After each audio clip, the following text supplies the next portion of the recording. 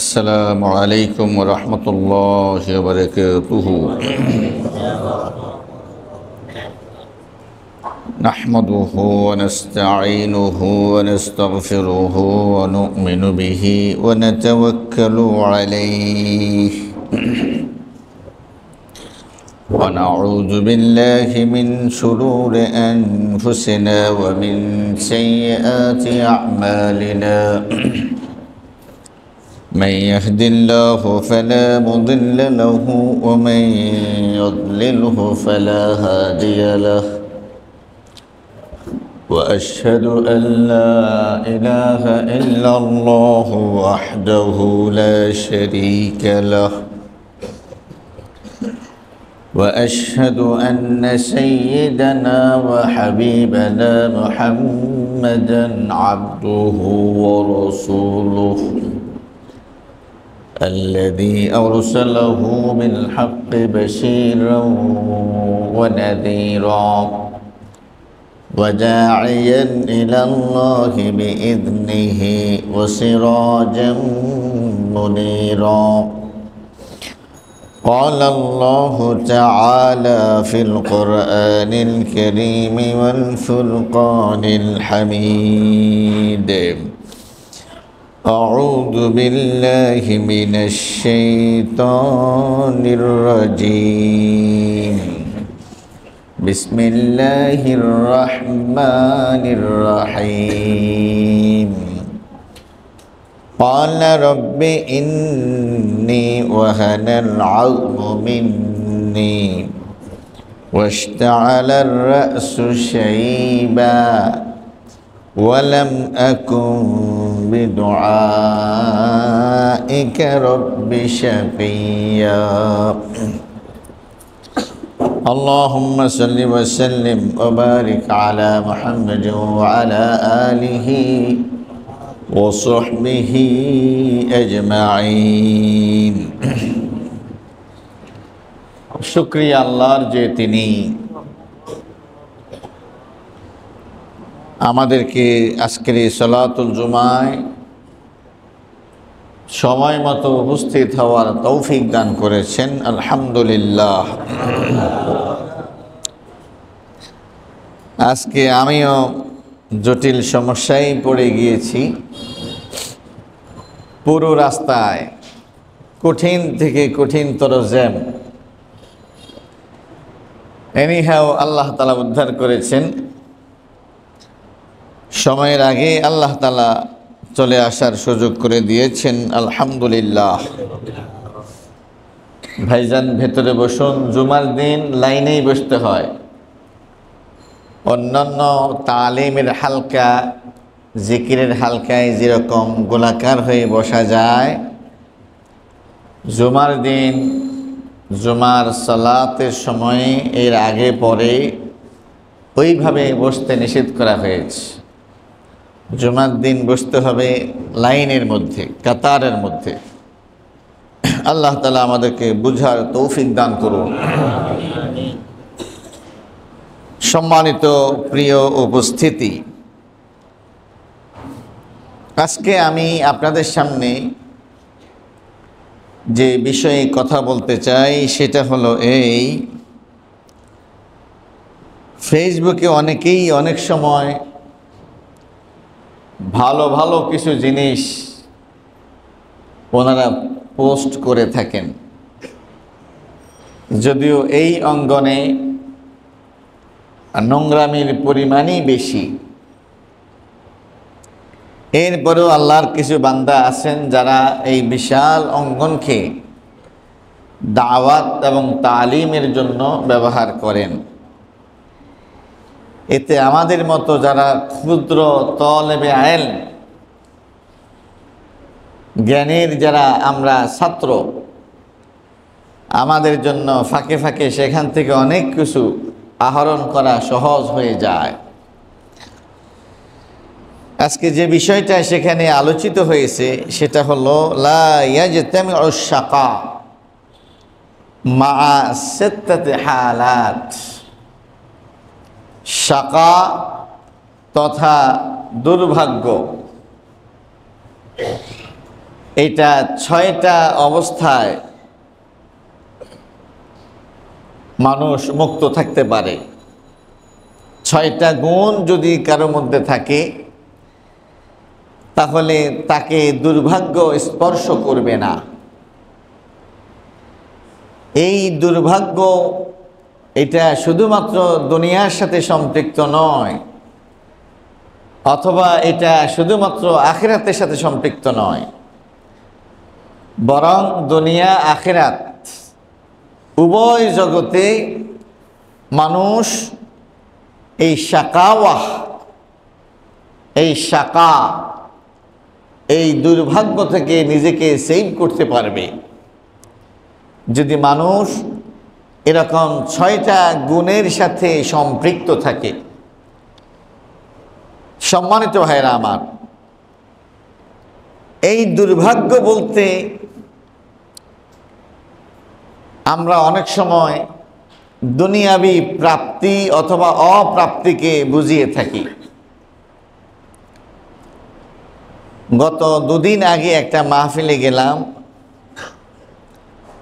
আমার পূর্বে একজন প্রধান মেহমান তিনি বক্তব্য রাখলেন। তিনি মাদ্রাসার জন্য 1 লক্ষ টাকা দান করলেন এবং তিনি বললেন যে আমি এমন কোনো কিছু নাই যেটা পাই নাই। কারণ তিনি মক্কায় গিয়েছেন, হজ উমরা করতে গিয়েছেন এবং দোয়া কবুলের যে সমস্ত জায়গা তিনি জেনেছেন সবগুলোতে গিয়েছেন এবং তিনি দোয়া করেছেন এবং সবগুলো তিনি পেয়েছেন। একটা পর্যায়ে বললেন যে যখন গিয়েছি তখন আমার এত জানাশোনা ছিল না, যদি এখন যাইতাম বা এখন যেতে পারি তাহলে আরো বেশি সুযোগটা নিতে পারবো। কারণ এখন আমি আরো জানতে পারলাম কোন কোন জায়গায় দোয়া কবুল হয়, তখন অতটা আমার জানা ছিল না। ভদ্রলোকের সম্পর্কে আমার ততটা জানা নেই, এতটুকুন জানি তিনি একজন শিল্পপতি, অনেক টাকা পয়সার মালিক। তা আমরা অনেক সময় দুনিয়া পাওয়াকে সৌভাগ্যের অংশ মনে করি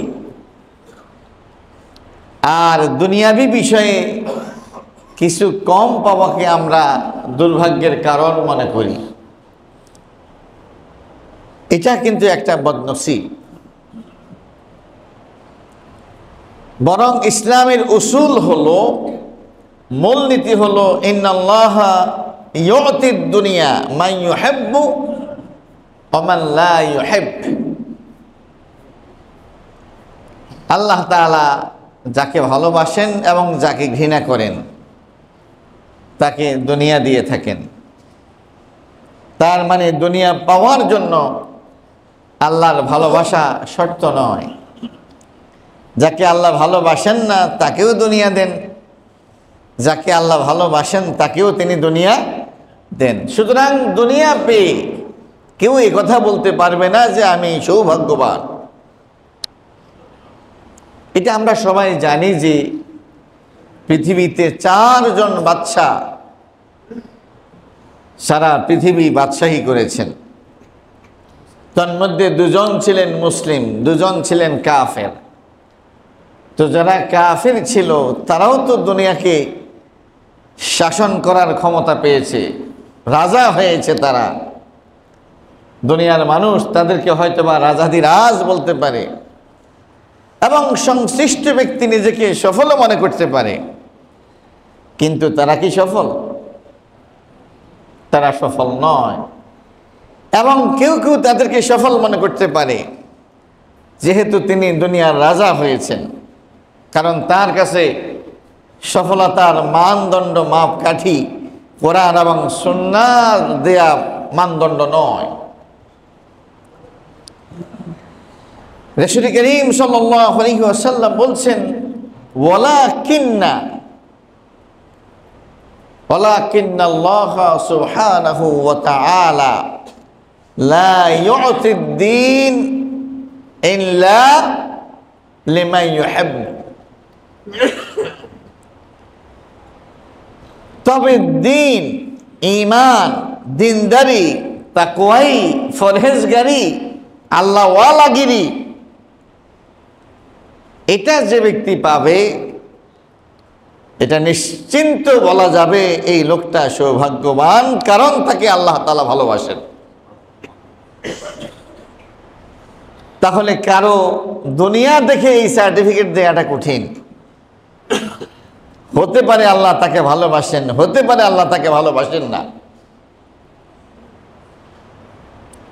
কিন্তু যে ব্যক্তি দিনদার হয়েছে, আলেম হয়েছে, রব্বানি হয়েছে, মুত্তাকি হয়েছে, হাওয়ার পরিবর্তে কোরআন এবং সুন্নাহর অনুসারী, অনুগামী হয়েছে, এই ব্যক্তিকে যে আল্লাহ তাআলা নিশ্চিন্তই ভালোবাসে, এই সার্টিফিকেট দেয়া যায়। যেমন রাসূল করিম সাল্লাল্লাহু আলাইহি ওয়াসাল্লাম বলেছেন, যে ব্যক্তি নিয়মিত মসজিদে আসা যাওয়া করে, 5 ওয়াক্ত যে ব্যক্তি মসজিদে আসা যাওয়া করে, তোমরা তার ব্যাপারে ঈমানের সার্টিফিকেট দিতে পারো। কারণ মুনাফিকরাও ফাঁকে ফাঁকে নামাজ পড়ে এবং মসজিদে আসে, কিন্তু তারা এই কাজটা কন্টিনিউ চালিয়ে যেতে পারে না। তারা আসর পড়তে পারে না, কারণ দুপুরে পরে ঘুমায়। তারা এশা পড়তে পারে না, তারা ফজর পড়তে পারে না। কথা কি বুঝে আসছে? তাহলে যে ব্যক্তি 5 ওয়াক্ত মসজিদে আসে, যত কষ্টই হোক মসজিদ সে ছাড়ে না, আপনি মোটামুটি এটা আশা করতে পারেন সে আল্লাহ তাআলার পছন্দনীয় গোলামদের তালিকায় আছে। আল্লাহ তাআলার পছন্দনীয় গোলামদের তালিকায় আছে। ঘুমের কারণে ফজরের নামাজ মুনাফিকরা পড়তে পারে না, খেলাধুলার কারণে, দুপুরবেলা কাইলুলার কারণে, মজার ঘুম ছেড়ে, মজার খেলা আনন্দ ছেড়ে তাদের পক্ষে আসরের নামাজ মসজিদে এসে পড়া সম্ভব হয় না। এই জন্য শাকী হওয়া আর সাঈদ হওয়া, শাকী মানে হলো দুর্ভাগ্যবান, আর সাঈদ মানে হলো সৌভাগ্যবান, এটার মানদণ্ড নিঃসন্দেহে আমাদেরকে কোরআন এবং সুন্নাহ থেকে গ্রহণ করতে হবে। কোরআন এবং সুন্নাহ থেকে গ্রহণ করতে হবে। আল্লাহ তাআলা আমাদেরকে বুঝার তৌফিক নসিব করুন। সবাই বলেন আমিন। বলছিলাম 6টা জিনিসের সাথে দুর্ভাগ্য সম্পৃক্ত হবে না। 6টা গুণ যার মধ্যে আছে, দুর্ভাগ্য তাকে স্পর্শ করবে না। কয়টা? 6টা। তার মধ্যে একটা হলো লা ইয়াজতামিউ শাকা মা বিররিল ওয়ালিদাহ। বিররুন মানে হলো ইহসান করা, সদাচরণ করা, ভালো ব্যবহার করা। ওয়ালিদাহ মানে হলো মা।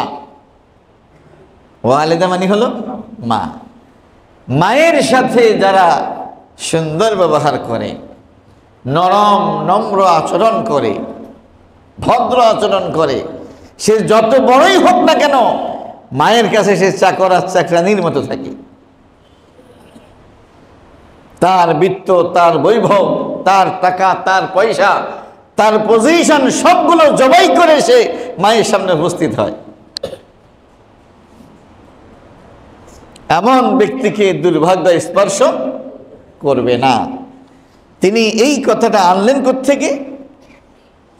তিনি এই কথাটা আনলেন হযরতে ঈসা আলাইহিস সালাতু ওয়াস সালাম সম্পর্কে কোরআনুল কারীমের মধ্যে বক্তব্য এসেছে, সেখান থেকে তিনি এই বিষয়টা নিয়ে এসেছেন। তিনি বলছেন যে আল্লাহ তাআলা বলছেন فأشارت إليه قالوا কাইফা নুকাল্লিমু মান কানা ফিল মাহদি সাবিয়্যা। আপনারা জানেন যে হযরতে মরিয়ম আলাইহিস সালাতু ওয়াস সালাম তিনি পিতা ছাড়া আল্লাহ তাআলার কুদরতে তিনি সন্তান সম্ভবা হয়েছেন। সন্তান যখন ভূমিষ্ঠ হয়ে গেল তখন জনপদে তখন তিনি আসলেন, লোকজন তাকে প্রশ্ন বাণে জর্জরিত করলো, মরিয়ম কি করলা তুমি এটা? তোমার বাবা ভালো মানুষ ছিল, তোমার মা ভালো মানুষ ছিল, বংশ পরম্পরায় তোমরা তো ভালোই, এই কাজটা তোমার দ্বারা কিভাবে সংগঠিত হলো? তখন তিনি ইশারা করলেন ওই ভূমিষ্ঠ সন্তানের দিকে, ফাআশারাত ইলাইহি, হযরতে ঈসা আলাইহিস সালাতু ওয়াস সালামের দিকে তিনি ইশারা করলেন। তখন তারা বলল, কাইফা নুকাল্লিম মান কানা ফিল মাহদি সাবিয়্যা, আমরা এমন ব্যক্তির সাথে কিভাবে কথা বলবো যে ব্যক্তি দোলনার মধ্যে আছে, ছোট শিশু, কি দোলনায় দুলতেছে, তার সাথে আমরা কথা বলবো? আর সে আমাদেরকে জবাব দেবে, কি বলছো তুমি এটা? সুবহানাল্লাহিল আযীম ওয়া বিহামদিহি। সেই সময়ে আল্লাহ তাআলা হযরত ঈসা আলাইহিস সালাতু ওয়াস সালামের জবান খুলে দিয়েছেন। আগে পরে আমরা আপনাদের সামনে বলেছিলাম 4 জন শিশু মায়ের কোলে থাকা অবস্থায় কথা বলেছে। কয়জন? 4 জন। তার মধ্যে একজন হলেন হযরতে ঈসা আলাইহিস সালাতু ওয়াস সালাম। এখন কোন সাল চলে ইংরেজি? 2024। ঠিক 2024 সালে, এই 2024 বছর আগে ঈসা আলাইহিস সালাতু ওয়াস সালাম পৃথিবীতে এসেছেন। এবং এই যে সংলাপ, এই যে কনভারসেশন, এটা কিন্তু 2024 সাল, 24 বছর আগের ঘটনা। সেই সময়ের থেকে মূলত এই ইংরেজি সন শুরু হয়েছে, চালু হয়েছে। সুবহানাল্লাহিল আযীম ওয়া বিহামদিহি। কি বলছেন তিনি? সুবহানাল্লাহ, সুবহানাল্লাহ, সুবহানাল্লাহ, সুবহানাল্লাহ, সুবহানাল্লাহ। ক্বালা ইন্নী আবদুল্লাহ আতানিয়াল কিতাবা ওয়া জাআলানি নাবিয়্যা। সুবহানাল্লাহ। তিনি বলছেন, তোমরা আমার পরিচয় জানতে চাচ্ছ, আমি কে, আমি আদৌ যারও সন্তান কিনা? এরকম প্রশ্ন তোমাদের মধ্যে থাকতে পারে। তোমাদের মধ্যে এই প্রশ্ন থাকতে পারে যে আমার মা বাগিয়া কিনা, সীমা লঙ্ঘনকারী কিনা, ব্যভিচারী কিনা। আল্লাহ তাআলা আমাকে দায়িত্ব দিয়েছেন আমার মাকে, আমার মায়ের পক্ষে, তার সততার পক্ষে আমি যাতে সাক্ষ্য প্রদান করি। শুধু তাই নয়, এরকম পাওয়ার দিয়ে আল্লাহ তাআলা আমাকে দুনিয়াতে পাঠিয়েছেন যাতে করে তোমরা নিশ্চিন্ত থাকতে পারো আমি কে। আমার আনুগত্য করা, আমাকে নবী হিসেবে গ্রহণ করা, আমার আদেশ এবং নিষেধ পালন করা আল্লাহ তাআলা তোমাদের উপরে ফরজ করে দিয়েছেন। তিনি আমাকে মুজিজা দিয়ে ধন্য করেছেন, ঐশ্বরিক ক্ষমতা দিয়ে তিনি আমাকে ধন্য করেছেন, যাতে করে তোমরা আমার আনুগত্য থেকে মুখ ফিরাইতে না পারো। কারণ অ্যাবনর্মাল যেটাকে তোমরা মনে করো, অসাধারণ, ব্যতিক্রম, শিশু কথা বলে, এটা কেমন কথা বললা? আমাকে দিয়ে কথা বলাইয়া প্রথমত আল্লাহ তাআলা আমার পরিচয় শিখাচ্ছেন আমি কে। তোমাদের অনেকগুলো বাজে প্রশ্ন থাকবে আমার ব্যাপারে, যেহেতু আমার বাবা নেই, তবে কি আমার বাবা আল্লাহ কিনা? নাউযুবিল্লাহি মিন যালিক। আমার প্রথম পরিচয় হলো ইন্নী আব্দুল্লাহ, আমি আল্লাহর বেটা নই, আমি আল্লাহর গোলাম। সুবহানাল্লাহিল আযীম ওয়া বিহামদিহি। দ্বিতীয়ত, আমার মা জানিয়া না, তিনি ব্যভিচারী না। তিনি কি না? তিনি ব্যভিচারী না। এরপর হলো আল্লাহ তাআলা আমাকে ছোটকালে কথা বলাইয়া আমাকে মুজিজা দান করেছেন। মুজিজা, প্রত্যেক নবীর জন্য মুজিজা থাকে, ঐশ্বরিক ক্ষমতা সম্পন্ন একটা পাওয়ার থাকে। হযরতে মূসা আলাইহিস সালাতু ওয়াস সালামের জন্য কি ছিল? লাঠি ছিল। আপনারা জানেন আমাদের প্রিয় নবী মুহাম্মদুর রাসূলুল্লাহ সাল্লাল্লাহু আলাইহি ওয়াসাল্লামের জন্য কি ছিল? আল কোরআনুল কারীম। আল কোরআনুল কারীম এটা এমন এক কিতাব যেটা কিয়ামত পর্যন্ত বিস্তৃত হবে না। এই সংরক্ষণের দায়িত্ব আল্লাহ তাআলা গ্রহণ করেছেন। অনেক ছোট্ট শিশু এই মাথা থেকে ওই মাথা পর্যন্ত 49 দিনে মুখস্থ করে ফেলবে, কোনো সমস্যা হবে না। কাগজ পুড়িয়ে ফেলবা, কোনো সমস্যা নেই। আমার নবী মুহাম্মদের জন্য এটা হলো মুজিজা যে কিয়ামত পর্যন্ত এটাকে আমি অক্ষয় রেখে দেব, অপরিবর্তনীয় রেখে দেব। অন্যান্য নবীদের এই শিক্ষাগুলো কিয়ামত পর্যন্ত অটুট থাকবে না, বরং এর মধ্যে কি আসবে? ব্যত্যয় ঘটবে, পরিবর্ধন আসবে। যাই হোক, তিনি কি বলছেন শুনুন। ক্বালা ইন্নী আবদুল্লাহ আতানিয়াল কিতাবা ওয়া জাআলানি নাবিয়্যা ওয়া জাআলানি মুবারাকান আইনামা কুনতু ওয়া আওসানি বিস-সালাহ وأوصاني بالصلاة والزكاة ما دمت حيا سبحان الله।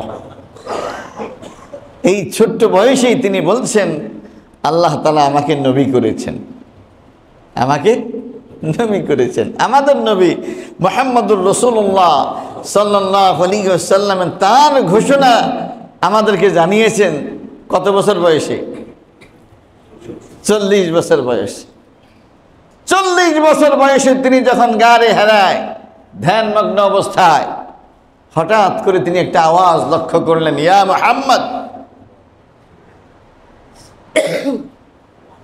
তিনি উপরের দিকে তাকিয়ে দেখেন যে এক বিশাল প্রাণী আসমান এবং জমিন বেপিয়া বিশাল বিস্তৃত একটা চেয়ারের মধ্যে বসে আছে। আনা জিবরিল ওয়া আন্নাকা রাসূলুল্লাহ সুবহানাল্লাহিল আযীম ওয়া বিহামদি। আমি জিবরিল, তুমি হইলে আল্লাহর রাসূল সুবহানাল্লাহিল আযীম ওয়া বিহামদি। জিবরিল আলাইহিস সালাতু ওয়াস সালামের সাথে আমার নবীর শত সহস্রবার দেখা হয়েছে, কিন্তু স্বীয় আকৃতিতে দুবার দেখেছেন। কয়বার? একবার হলো মেরাজে, আরেকবার হলো নবুয়তের শুরুতে। নবুয়তের শুরুতে। আর হযরত ঈসা আলাইহিস সালাতু ওয়াস সালাম তিনি যে নবী, এই সংবাদ তিনি কখন দিয়েছেন? জন্মের পরই। সুবহানাল্লাহিল আযীম ওয়া বিহামদি।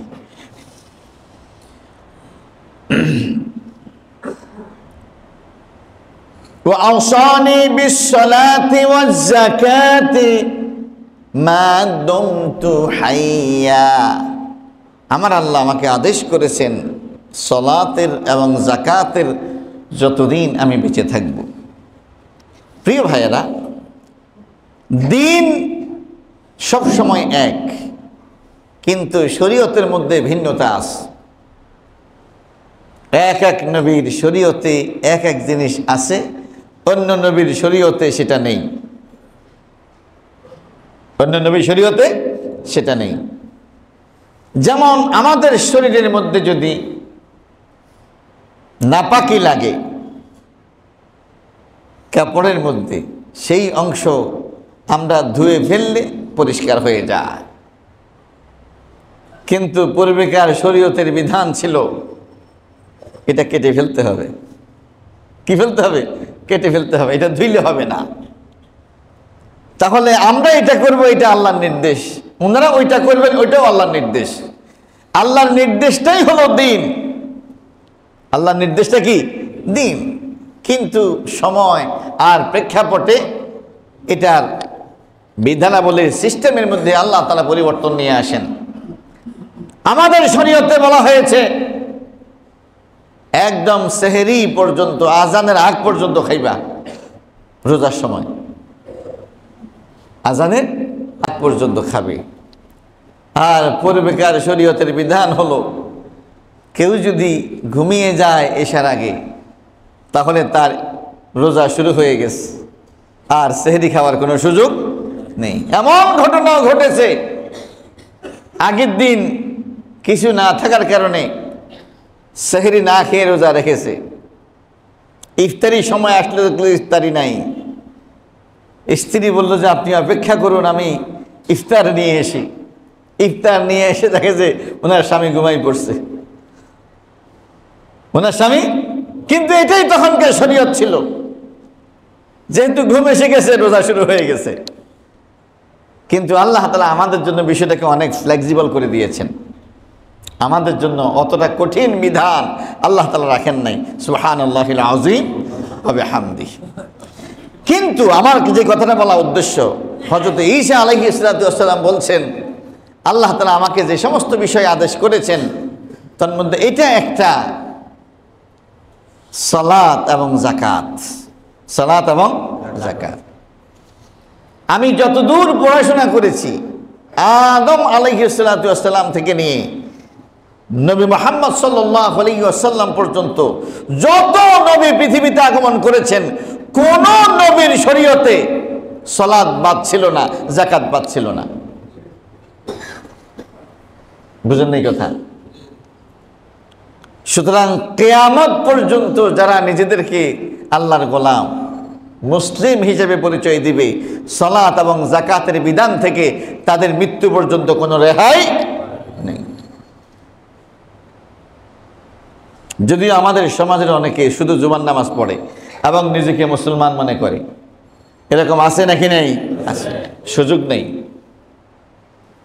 সুযোগ নেই। যিনি নিজেকে মুসলিম দাবি করবেন, নবীর উম্মত মনে করবেন, অবশ্যই তাকে দুটি বিধান গ্রহণ করতেই হবে, এক হলো সালাত, এক হলো যাকাত। এই দুইটার ব্যতিক্রম করে আর যা হোক মুসলিম থাকতে পারবেন না। আল্লাহ তাআলা আমাদেরকে বুঝার তৌফিক দান করুন। এরপরে শব্দ তিনি যেটা বলছেন وَبَرًّا بِوَالِدَتِي وَلَمْ يَجْعَلْنِي جَبَّارًا شَقِيًّا। উনি কিন্তু ছোট, এই ছোট কালেই বলতেছেন, মায়ের খেদমত করার বয়স কিন্তু তার হয় নাই, হয়েছে মাত্র শিশু। মায়ের দুধ খাওয়ার মতো নিজের যোগ্যতা নিজের কাছে নেই, যতক্ষণ না মা তার সামনে খাবার সামনে নিয়ে আসে। কি বলেন ঠিক কিনা? ওই সময় তিনি বলতেছেন আমার আল্লাহ আমাকে বানিয়েছেন এরকম করে যে আমি আমার মায়ের প্রতি সদাচরণকারী, মায়ের প্রতি ইহসানকারী, মায়ের প্রতি। এরপরে শব্দ হলো ওয়ালাম ইয়াজআলনি জাব্বারান শাকিয়্যা। মায়ের সেবা করা, মায়ের সাথে সদাচরণ করা, মায়ের সাথে ভালো ব্যবহার করা। এরপরেই তিনি বলছেন আমার আল্লাহ আমাকে অহংকারী বানান নাই, জব্বার বানান নাই, এবং তিনি আমাকে দুর্ভাগা বানান নাই। মুফাসসিরিন কিরাম বলতেছেন দুর্ভাগ্য শব্দের সাথে মায়ের খেদমতের কথাটা সম্পৃক্ত আছে। তার মানে হলো যেই ব্যক্তির মধ্যে আল্লাহ তাআলা এই গুণ দান করেছেন যে সে মায়ের সেবা করে, মাকে সন্তুষ্ট রাখে, এই লোকের কপালের মধ্যে বদনসিবি নাই। সুবহানাল্লাহিল আযীম ওয়া বিহামদিহি। বদনসিব আর কপাল পোড়া হলো সেই ব্যক্তি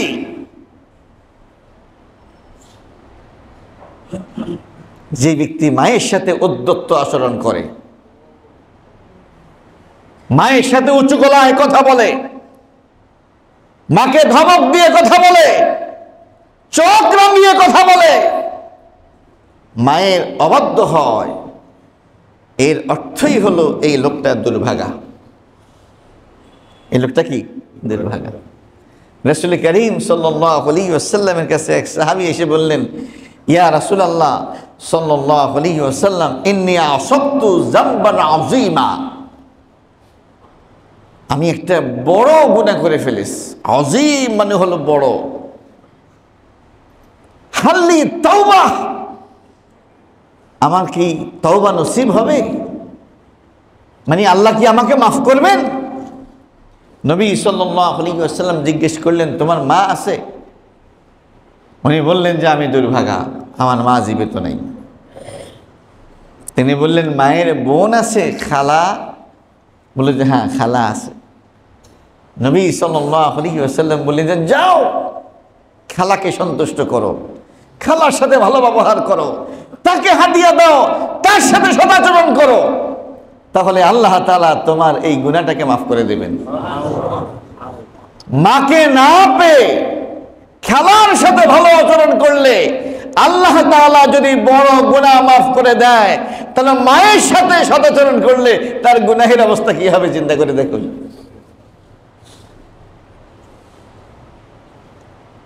হাদিসের মধ্যে আসছে, যার বাবা মা দুজন জীবিত তার জন্য 2টা জান্নাত খোলা, যার একজন জীবিত তার জন্য একটা জান্নাত খোলা। রোজার হাদিস সমূহের মধ্যে আমরা পড়ি, আল্লাহ রাসূল সাল্লাল্লাহু আলাইহি ওয়াসাল্লাম বলেছেন, ওই ব্যক্তির উপরে আল্লাহর গজব আর লানত, যেই ব্যক্তির বাবা মা জীবিত, এরপরে সে জাহান্নামে গেছে। এরপরে কই গেছে? তার মানে হলো বাবা মা জীবিত থাকলে তো কারো জাহান্নামে যাওয়ার কথা না। বাবা খুশি থাকার অর্থই হলো তার জন্য জান্নাতের দরজা খোলা। মা সন্তুষ্ট থাকার অর্থই হলো তার জন্য জান্নাতের দরজা খোলা। যেই সন্তানের উপরে বাবা অসন্তুষ্ট, যেই সন্তানের উপরে মা অসন্তুষ্ট, তার জন্য জান্নাতের দরজা বন্ধ। সুতরাং যেই ব্যক্তি 5 ওয়াক্ত নামাজ পড়ে, রমজানের রোজা রাখে এবং যাকাত আদায় করে, সকাল সন্ধ্যায় জিকির আজকার করে, কিন্তু তার বাবা মা তার উপরে অসন্তুষ্ট, আজকের আলোচনার মূল প্রতিপাদ্য বিষয় হলো এই লোকটা হলো দুর্ভাগা। এই লোকটা হলো কি? দুর্ভাগা। কথা বুঝে আসছে? হযরতে ঈসা আলাইহিস সালাতু ওয়াস সালাম তিনি দোলনায় থাকতে বলেছেন, আল্লাহ তাআলা আমাকে অহংকারী বানান নাই, কারণ আমি যতদিন বেঁচে থাকব আমি আমার মায়ের সাথে ঔদ্ধত্যপূর্ণ আচরণ করব না, আমি আমার মায়ের সাথে নরম নরম ভাষায় কথা বলবো। وَقَضَى رَبُّكَ أَلَّا تَعْبُدُوا إِلَّا إِيَّاهُ وَبِالْوَالِدَيْنِ إِحْسَانًا। তোমার রব সিদ্ধান্ত দিয়েছেন আল্লাহ ছাড়া আর কারো ইবাদত করবা না। তোমার রব সিদ্ধান্ত দিয়েছেন পিতামাতার সাথে সদাচরণ করবা। খেয়াল করেন, আল্লাহর ইবাদত করা আর কারো ইবাদত না করা, এটার সাথে সম্পৃক্ত হলো পিতামাতার সাথে সদাচরণ করা। তার মানে আল্লাহ ছাড়া কারো ইবাদত না করা, এটা যেরকম ফরজে আইন, সন্তানদের উপরে এটাও ফরজে আইন পিতামাতার সাথে সদাচরণ করা। কি বলেন, ঠিক কিনা? إما يبلغن عندك الكبر أحدهما أو كلاهما فلا تقل لهما أف ولا تنهرهما وقل لهما قولا كريما। سبحان الله। আল্লাহ তাআলা বলছেন, বিশেষ করে বাবা মার 2জন অথবা 1জন, তারা যখন বুড়ো হয়ে যায়, এই অবস্থায় তোমার সামনে এসে উপস্থিত হয়। বাবা মা বুড়ো হয়ে গেলে তাদের আশ্রয়স্থল হয়ে যায় তখন সন্তান। কি বলেন, ঠিক কিনা? তখন আল্লাহ তাআলা বলছেন, ওয়ালা তানহারহুমা, তাদেরকে ধমক দিয়ে কথা বলো না। ওয়াকুল লাহুমা কাউলান কারীমা, তাদের সাথে নরম নরম ভাষায় কথা বলো। আমার ঘটনা, গত সপ্তাহের ঘটনা। আমার আম্মার বয়স এখন প্রায় 82 থেকে 83 বছর। আমরা 3 ভাই 1 বোন, বাকি 3 জন চট্টগ্রামে থাকি, শুধুমাত্র আমি নরসিংদীতে থাকি। এখন আম্মার অনেক দিন থেকে কোমর ব্যথা যাচ্ছে না। তো ভাইয়া ওই দিন আমাকে জিজ্ঞেস করলো, কি খবর?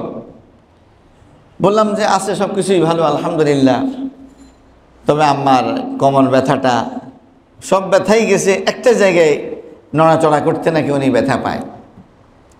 ভাইয়া তখন বললেন যে এখন তো বয়স হয়ে গেছে, ব্যথা তো থাকবেই, ব্যথা তো থাকবে। আমি এই কথা আম্মাকে বললাম যে আপনি বলতেছেন যে আপনার ব্যথা তো রয়ে গেছে, টোটালি সারতেছে না।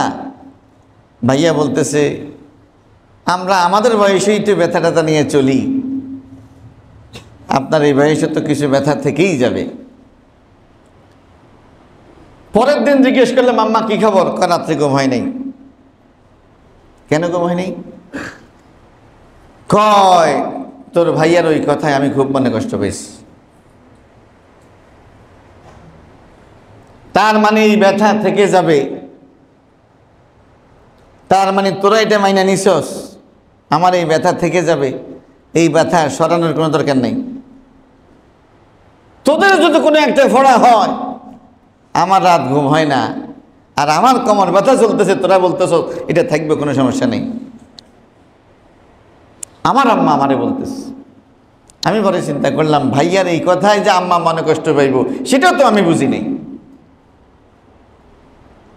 কারণ মানুষ যখন বুড়ো হয়ে যায় তখন শিশু হয়ে যায়, তখন তাদের বন্ধু বান্ধব হয়ে যায় নাতি এবং নাতনিরা। কারণ ছোটদের আকল কম, বুড়ো হয়ে গেলে তাদের আকল কমে যায়, তখন দুজন দুজনের সাথে বন্ধুত্ব হয়। কি বলেন ঠিক কিনা? ওনার রাত্রে ঘুম হয় না এই কথার কারণে। সুবহানাল্লাহিল আযীম ওয়া বিহামদিহি।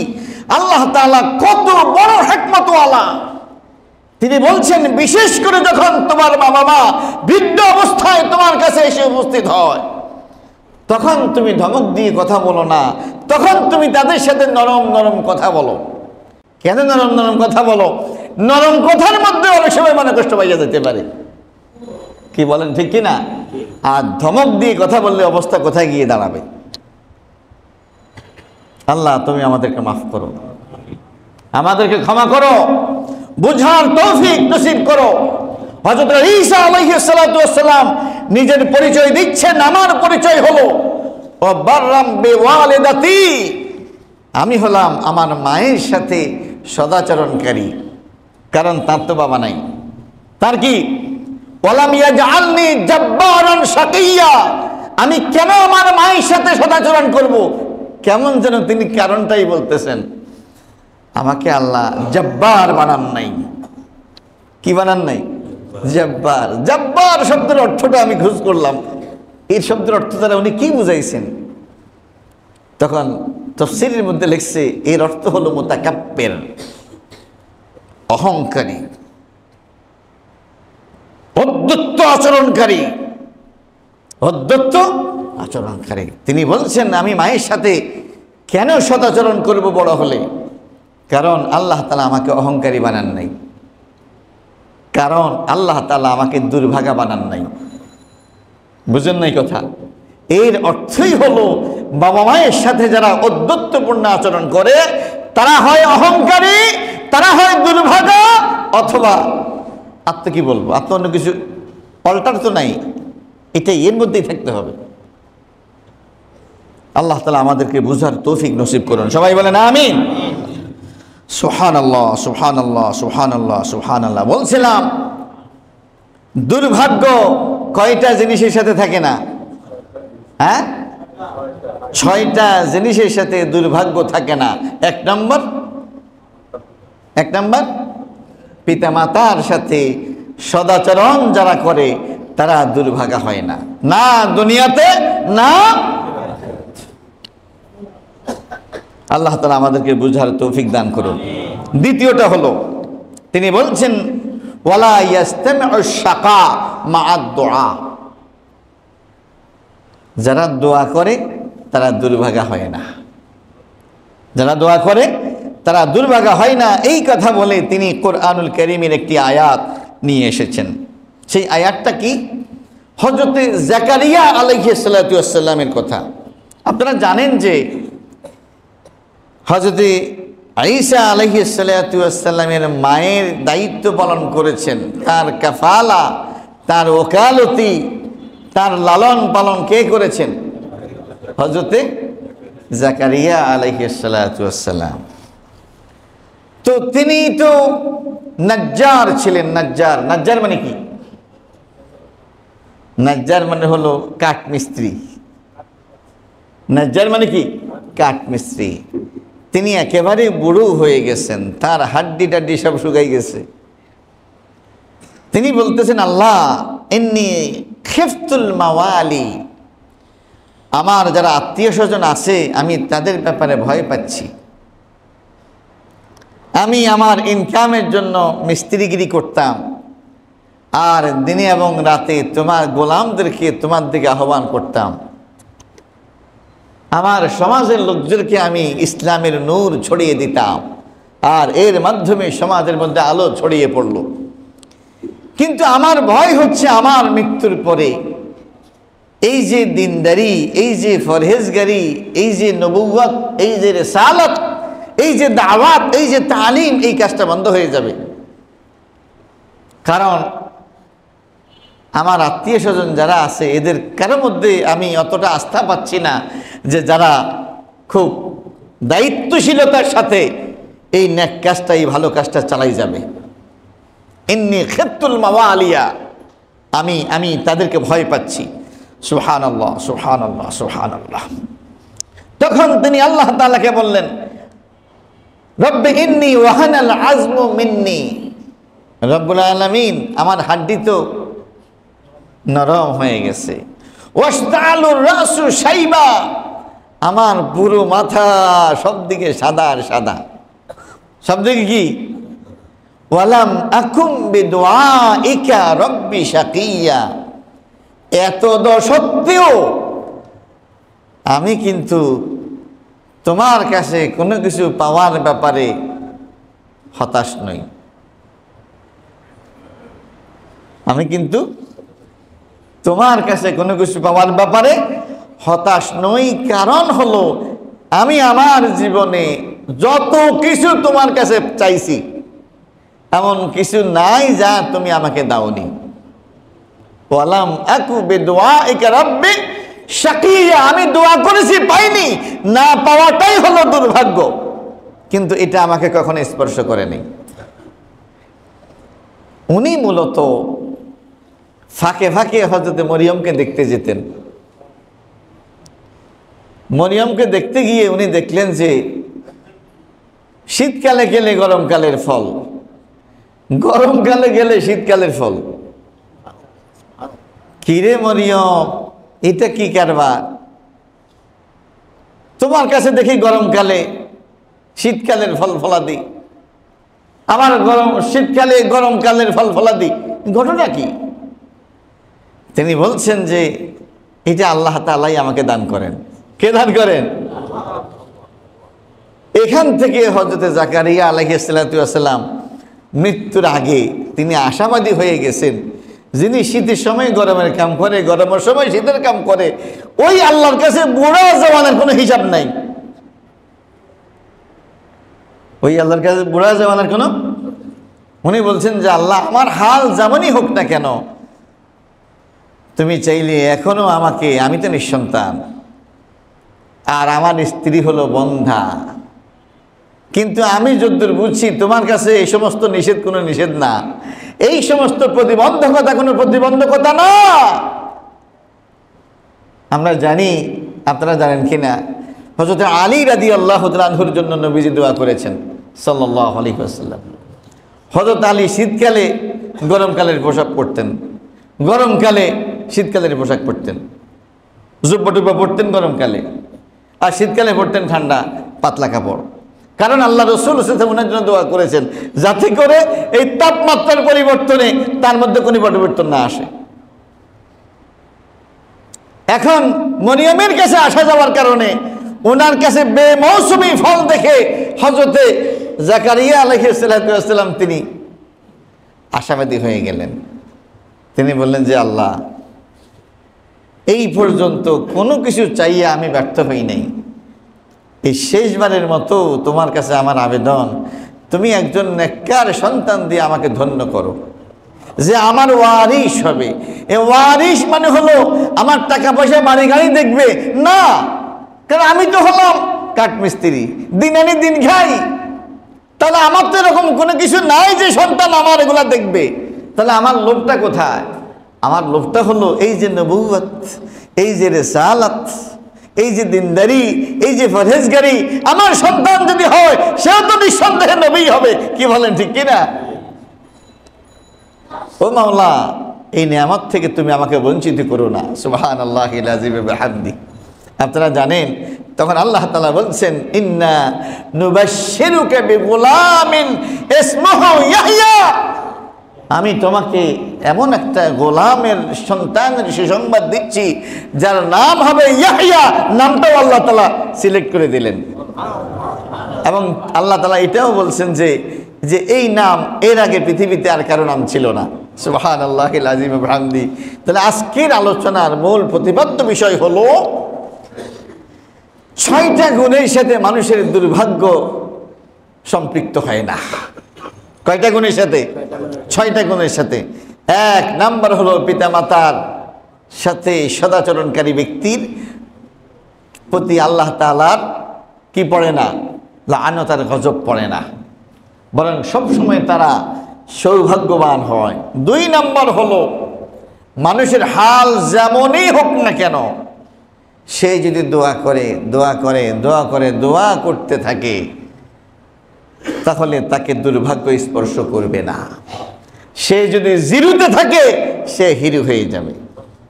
সে কঠিন মুসিবতের মধ্যে আছে, আল্লাহ তাআলা তাকে একদিন বের করে আনবেনি। তার হাল যেই পর্যায়ে যাক না কেন, তবে শর্ত হলো হতাশ হওয়া যাবে না। কি হওয়া যাবে না? হতাশ হওয়া যাবে না। যেমন হযরতে জাকারিয়া আলাইহিস সালাম বলছেন, আল্লাহ, আমি কিন্তু হতাশ নই, কারণ ইতিপূর্বে তুমি কখনোই আমাকে হতাশ করো নাই। ওয়ালাম আকু বিদুআইকা রাব্বি শাকিয়্যা, আমার দোয়া আর দুর্ভাগ্য কখনো একসাথে হয়নি। সুবহানাল্লাহিল আযীম ওয়া বিহামদিহি। তাহলে 6টা গুণের মধ্যে আজকে 2টি গুণ আমরা আলোচনা করলাম। কি বলেন, ঠিক কিনা? আসুন আমরা এই 2টি গুণকে আঁকড়াই ধরার চেষ্টা করি। আল্লাহ তাআলা আমাদেরকে তৌফিক নসিব করুন। আমিন।